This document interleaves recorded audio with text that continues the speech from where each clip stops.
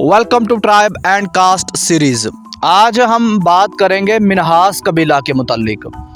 मिन्हास जाटों का एक कबीला है और ये सूरजबंशी होने का दावेदार है। अब हम देखते हैं कि मिन्हास कबीला के मुतालिक मुख्तलिफ तारीख़दानों ने क्या कुछ जानकारी हम तक पहुँचाई है। ग्लासरी ऑफ ट्राइब्स एंड कास्ट्स में ईडी मैक्लेगन और एच ए रोज़ लिखते हैं, मिन्हास जम्मू सरहद के सारे इलाके में काफ़ी बड़ी तादाद में मिलने वाला राजपूतों का एक कबीला है।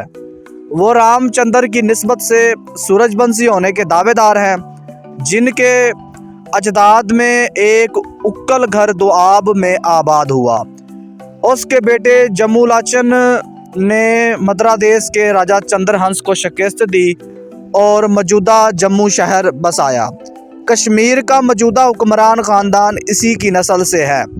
शाही ख़ानदान के एक रुकन मिलन हंस ने काश्तकारी शुरू की और अपना मुकाम खो बैठा और इसकी औलाद मिन्हास कहलाने लगी। देखें ना, अब यहाँ लिखा गया है कि ये मिन्हास जो है राजपूतों का कबीला है और काश्तकारी करने से अपना मुकाम खो बैठा।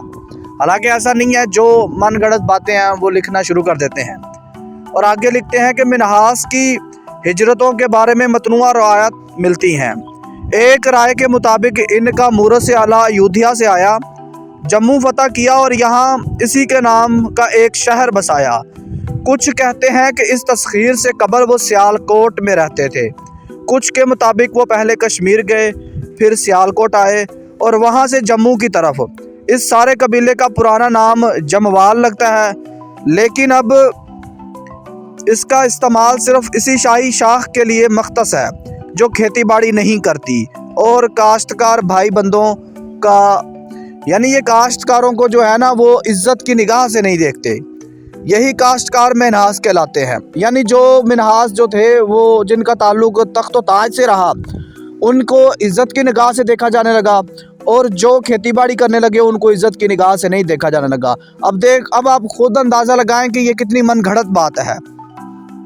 और इसके आगे लिखते हैं कि जी मिन्हास जो है राजपूतों का कबीला है। हालांकि काफ़ियों सौ ऐसे जाटों के कबाइल हैं जिनको राजपूतों के ज़िम्मन में डाल दिया गया है, हालांकि ऐसा नहीं है। और आगे लिखते हैं, मिन्हास लोग सुलहरिया और नवाह के दिगर दर्जा दोम राजपूतों के साथ बाहमी शादियां करते हैं।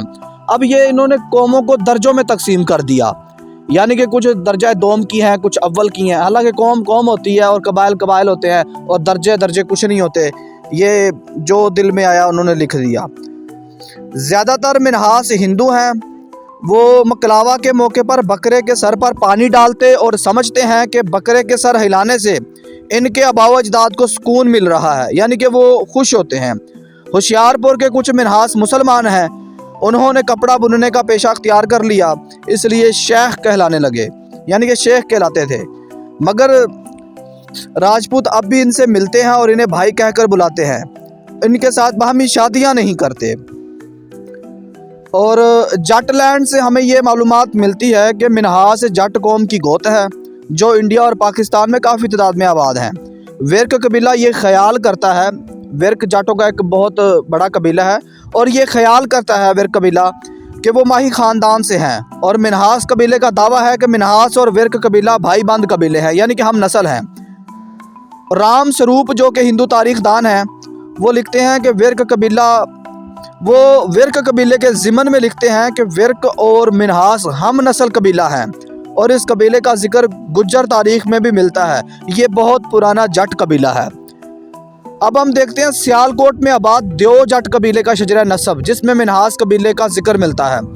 कुछ यूँ है कि राजा रामदेव की 11वीं पुश्त से सजी देव से नारंग सिंह देव और नारंग सिंह देव से झागर सिंह देव, फिर झागर सिंह देव से मिन्हास आते हैं।